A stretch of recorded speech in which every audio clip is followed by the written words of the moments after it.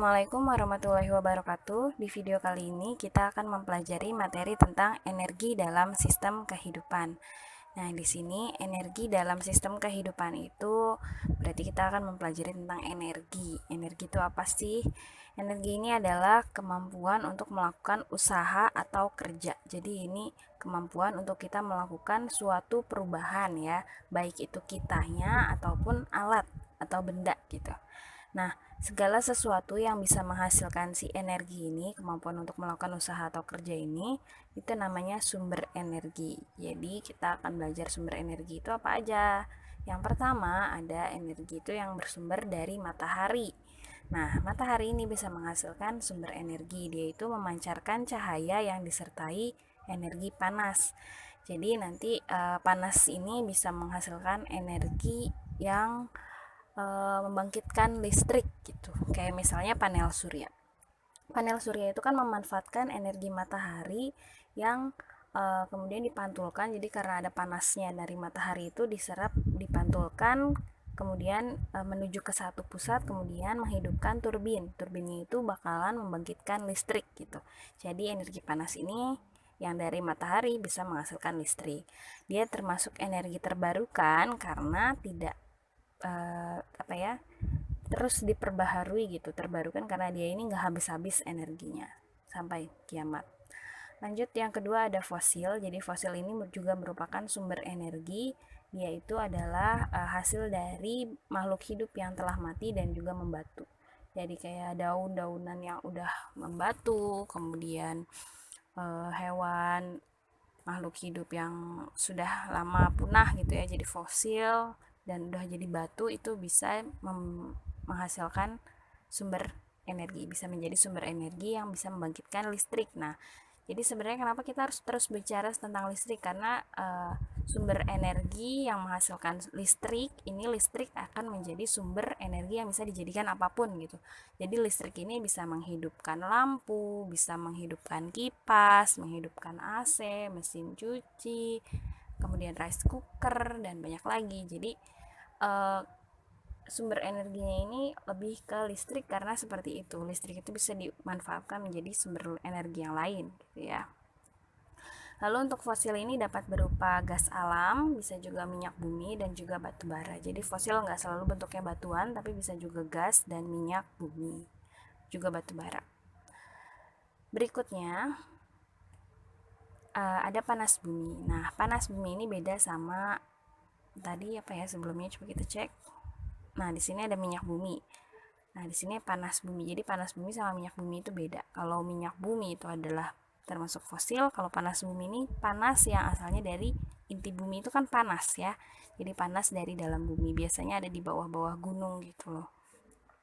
Ya, ini dihasilkan dan disimpan di dalam bumi, kemudian dia merupakan energi terbarukan karena terus ada. Jadi bumi itu, di dalam inti bumi itu terus menerus panas, sama seperti matahari ya. Jadi merupakan energi terbarukan.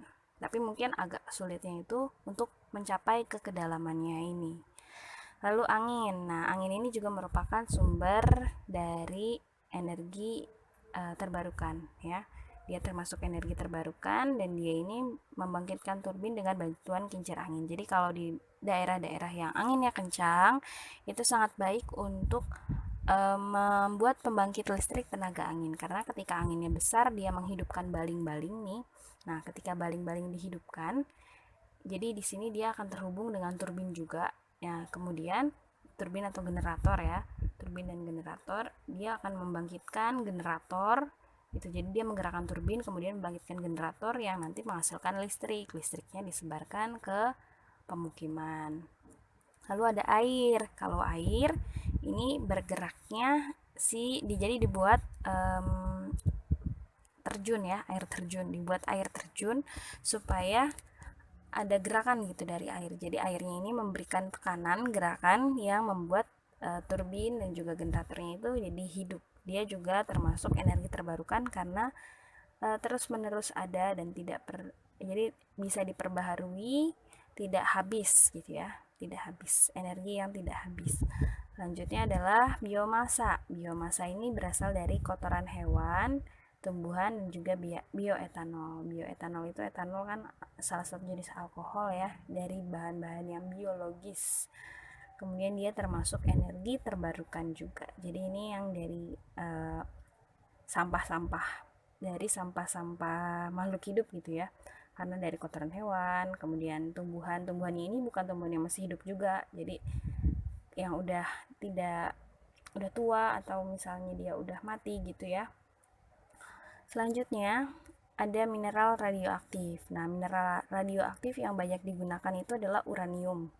Uranium ini ketika nomor atomnya itu 238 ya, dia bisa jadi nuklir. Nah, nuklir itu bisa jadi pembangkit listrik. Gak cuma nuklir, tapi ya bisa juga yang lainnya. Nah, mineral radioaktif itu uranium, ada plutonium dan juga thorium. Tapi yang paling banyak digunakan adalah uranium. Nah, dia ini umumnya sebagai pembangkit listrik tenaga nuklir, tapi bisa juga yang lain ya. Cuma kita belum belajar aja.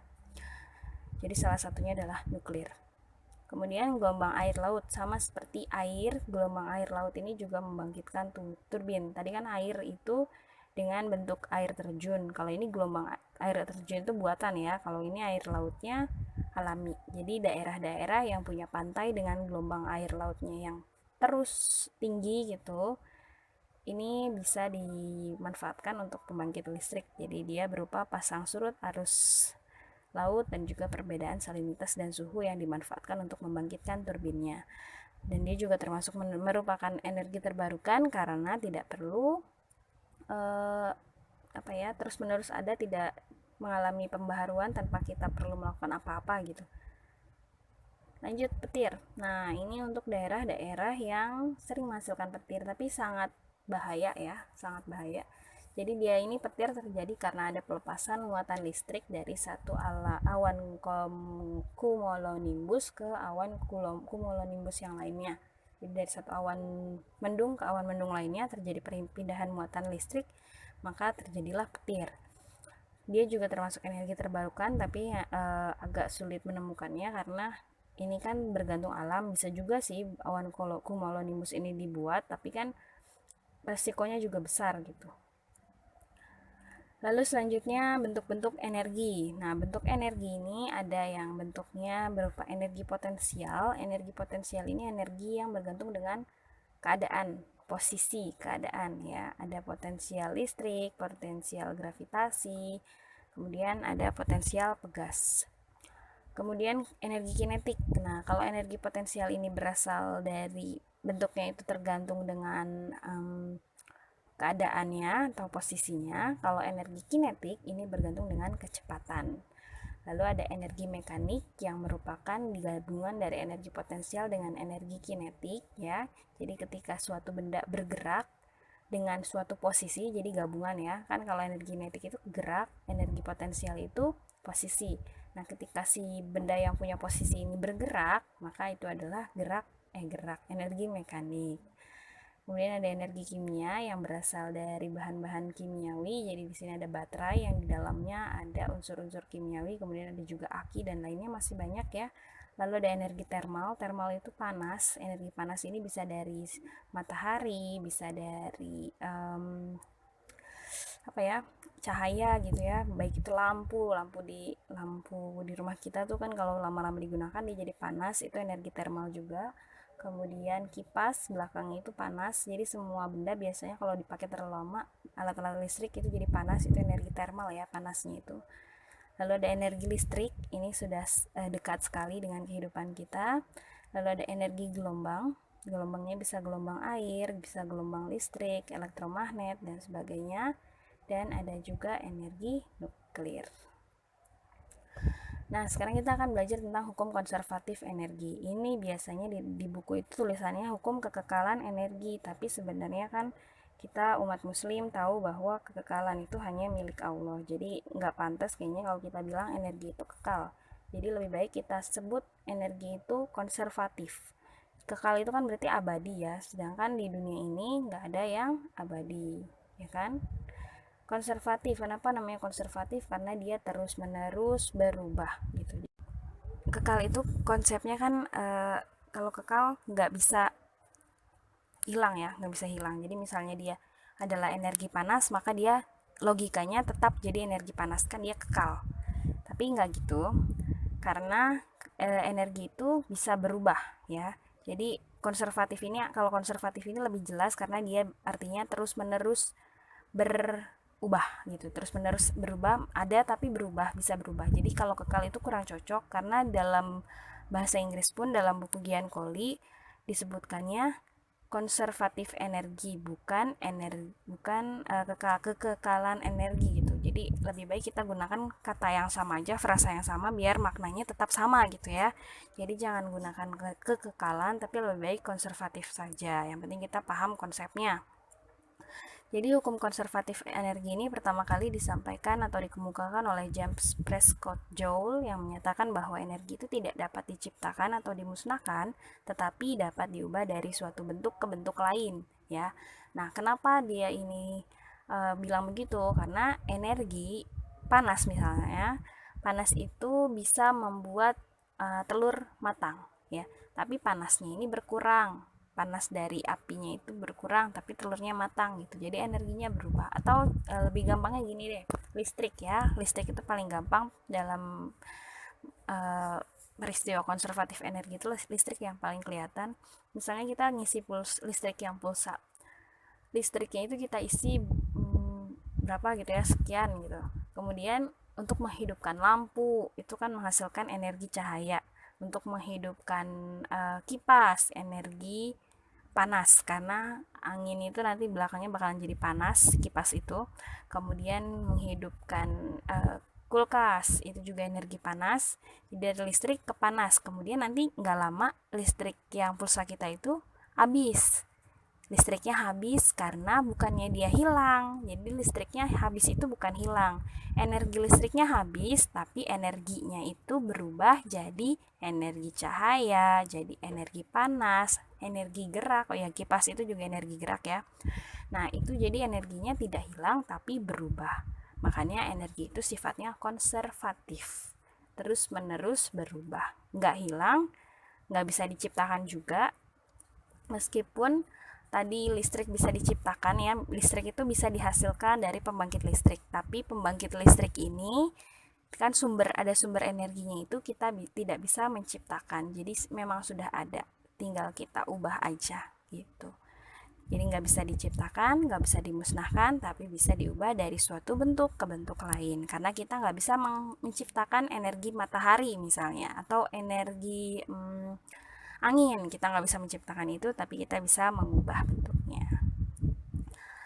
Nah, dalam persamaan konservatif energi ini, jadi karena energi itu tidak dapat diciptakan atau dimusnahkan tapi bisa berubah bentuk, maka ketika dia punya bentuk yang satu, maka dia bisa pindah bentuk kedua dengan jumlah yang sama. Jadi misalnya kita punya lampu 10 watt, kita punya daya listrik 50 watt.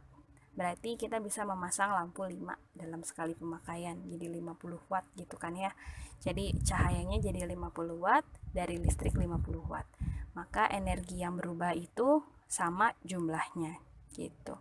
Nah, energi mekanik ini merupakan penjumlahan dari energi potensial dengan energi kinetik. Jadi ketika energi mekanik 1 diubah menjadi energi mekanik 2, maka di sebelah sini adalah penjumlahan dari energi potensial 1 ditambah energi kinetik 1, lalu di EM2 nya ini energi potensial 2 ditambah dengan energi kinetik 2. EP atau energi potensial ini punya persamaan massa kali percepatan gravitasi kali ketinggian mgh. Sedangkan untuk energi kinetik persamaannya adalah setengah mv kuadrat. Jadi di sini bisa kita ubah mgh setengah mv kuadrat, mgh setengah mv kuadrat. Nah, massa dan jadi kan kalau misalnya dia itu energi, massanya itu sama tetap, kan nggak hilang, nggak ada yang hilang. Jadi massanya nggak bakalan berubah. Maka di sini m-nya nggak perlu pakai tanda 1 2 karena massanya nggak bakalan berubah. Kemudian percepatan gravitasi juga tetap, makanya di sini juga tetap. Lalu untuk yang membedakan apa antara satu energi mekanik dengan energi mekanik yang lain? Yang membedakan adalah ketinggiannya dan kecepatannya. Jadi ketika energi mekanik 1 posisinya berapa dengan kecepatan berapa, energi mekanik 2 posisinya berapa dengan kecepatannya berapa. Itu yang membedakan. Untuk keterangannya, di sini ada EM, itu adalah energi mekanik dengan satuan joule, kemudian ada EP, energi potensial dengan satuan juga joule, ada EK, energi kinetik dengan satuan joule juga, lalu ada M, massa, satuannya kilogram, ada G, percepatan gravitasi, satuannya meter per sekon kuadrat, dan H, heat, ketinggian, satuannya meter. Lalu ada V juga, kecepatan, satuannya meter per sekon. Nah, jadi dalam satu kejadian ini bisa terjadi energi mekanik di mana dia terjadi energi potensial dan juga energi kinetik. Ketika benda, ini misalnya pohon kelapa ya, ini ada kelapa di sini. Nah, dia punya posisi ketinggian. Kalau dia punya ketinggian berarti dia punya energi potensial. Tapi dia ini masih di pohon, nggak bisa bergerak kan? Kalau dia nggak bisa bergerak berarti dia nggak punya kecepatan. Jadi dia ini punya energi potensial, tapi energi potensialnya maksimal karena ketinggiannya maksimal, tapi energi kinetiknya 0 karena V-nya kecepatannya nggak ada. Jadi V-nya 0 kali berapapun hasilnya 0, maka dia cuma punya energi potensial tanpa energi kinetik. Jadi energi mekaniknya sama dengan energi potensial maksimal. Kemudian ketika dia jatuh, misalnya pohon kelapanya udah tua nih, buahnya jatuh di sini. Pas dia ada di tengah sebelum sampai ke tanah, dia itu punya ketinggian ya, punya posisi terhadap tanah, dan dia juga punya kecepatan karena dia bergerak. Nah, karena dia punya posisi dan juga punya kecepatan, maka dia punya energi potensial dan juga energi kinetik. Jadi ketika dia di atas tadi cuma EM-nya sama dengan EP, tapi ketika dia di tengah, energi mekaniknya adalah penjumlahan antara energi potensial dengan energi kinetik. Lalu ketika sampai di bawah, di sini ketika dia sampai di tanah, ini selama dia belum sampai, pokoknya dari dia lepas dari pohon sampai dia ke sebelum sampai sini, jadi dari bisa di sini, bisa di sini, bisa di sini, itu persamaannya masih sama pakai yang EP tambah EK ya untuk energi mekaniknya. Tapi ketika sampai di tanah, dia di sini kecepatannya maksimal karena dia ada percepatan gravitasi ya, kecepatannya maksimal, ketinggiannya terhadap tanah nggak ada. Jadi ketinggiannya 0, kecepatannya maksimal karena dia baru jatuh duk gitu. Jadi memberikan tekanan. Jadi kecepatannya besar, ketinggiannya nggak ada, akhirnya dia cuma punya energi kinetik. Karena ini 0 kali berapapun hasilnya 0, jadi EP-nya nggak ada. Maka energi mekaniknya cuma energi kinetik aja. Gitu. Jadi ini untuk rumusnya. Untuk di atas pakainya energi potensial maksimal, untuk di tengah pakainya energi potensial ditambah EK bergantung dengan tingginya berapa dan kecepatannya berapa. Lalu untuk yang di bawah dia itu cuma punya EK tanpa ada ketinggian, jadi nggak punya energi potensial. Contoh soal. Sebuah mangga bermasa 0,2 kg jatuh dari pohon dengan ketinggian 5 meter di atas tanah. Jika percepatan gravitasinya adalah 10 meter per sekon kuadrat, tentukan kecepatan saat menyentuh tanah. Kecepatan saat ketinggian 2 meter di atas tanah. Kita coba ya. Ini adalah pohon mangga. Karena sekarang lagi musim mangga ya. Ini mangga punya ketinggian 5 meter. Ketika mangganya masih ada di atas pohon, jangan lupa persamaannya masih pakai energi mekanik itu sama dengan energi potensial maksimal ya. Jadi kita bisa dapat energi mekaniknya dari rumus ini. Kemudian ketika dia sampai di tanah, maka persamaannya menjadi energi mekanik sama dengan energi kinetik maksimal. Akhirnya kita bisa katakan bahwa energi potensial maksimal itu sama dengan energi kinetik maksimal gitu. Karena di sini sama-sama EM sama dengan EM yang satu EP maksimal, EM yang satunya lagi EK maksimal. Jadi ini bisa diberikan sama dengan. Nah, kenapa kita pakai persamaan ini? Karena pertanyaan pertama, kecepatan saat menyentuh tanah. Ketika sampai di tanah, kecepatannya berapa gitu kan? Kan pas di tanah itu dia punya persamaan EM-nya EK maksimal. EK rumusnya itu setengah MV kuadrat. EP rumusnya MGH. Masanya 0,25, tapi ini bisa langsung dicoret, nggak usah dimasukin juga nggak apa-apa, jadi langsung aja setengah kali V kuadrat, M nya kan dicoret nih, di sini tinggal G sama H, gravitasinya adalah 10, kemudian ketinggiannya, ini dari atas kan ketinggiannya di sini 5 kan, jadi 10 kali 5, setengah V kuadrat sama dengan 10 kali 5, nah jadi ini setengahnya, yang 2 pindah sini ya, jadi tadi 50, 2-nya pindah ruas, tadinya di bawah jadi di atas, jadi kali 2. Nah, 50 kali 2 sama dengan 100, jadi V kuadratnya sama dengan 100. Kalau V kuadrat kan kita cari kecepatan ya. Kecepatan itu V, jangan lupa.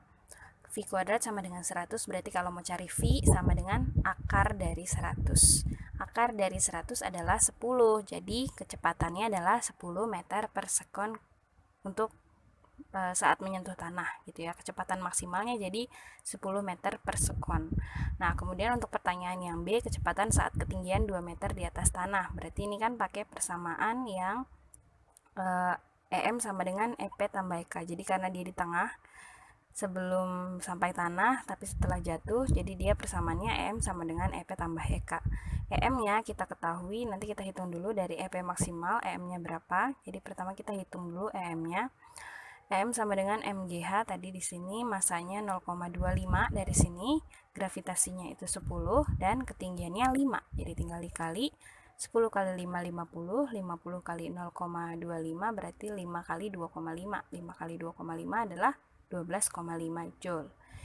Jadi di sini energi mekaniknya 12,5, berarti kan ini bisa kita ganti EM-nya 12,5, lalu EP ditambah EK nanti kita hitung.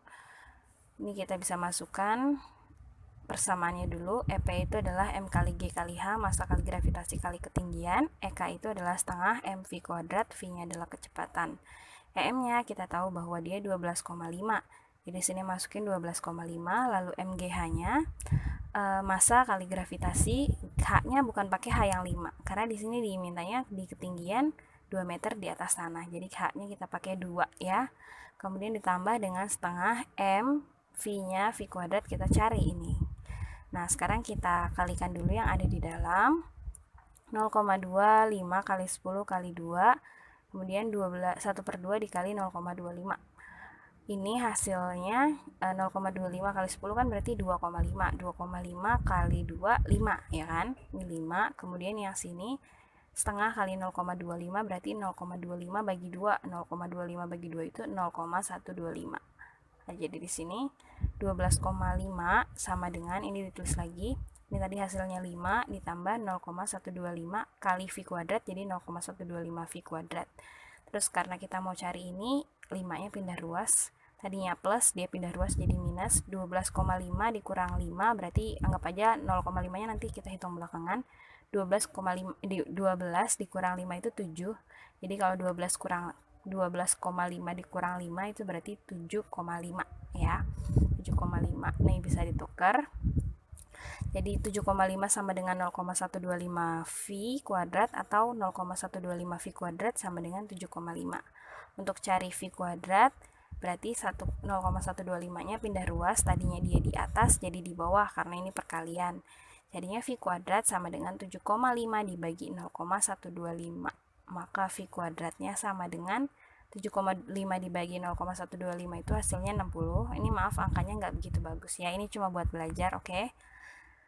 Jadi saya nggak mengeluarkan soal seperti ini, tenang aja. Ini cuma buat belajar. Kemudian V kuadrat sama dengan 60, lalu V-nya sama dengan akar dari 60. Nah, karena ini angkanya nggak bulat, jadi udah biarin aja kayak gini. Jadi kecepatan ketika dia sampai di ketinggian 2 meter di atas tanah adalah akar 60 meter per sekon. Seperti itu. Jadi ini adalah peristiwa dari hukum konservatif energi. Energi itu tidak dapat diciptakan atau dimusnahkan, tapi energi dapat berubah bentuk. Itu intinya ya. Baiklah, sampai di sini dulu materi kita hari ini. Ini materi terakhir di semester ini. Semoga ilmu kita bermanfaat. Tetap semangat, jaga kesehatan. Wassalamualaikum warahmatullahi wabarakatuh.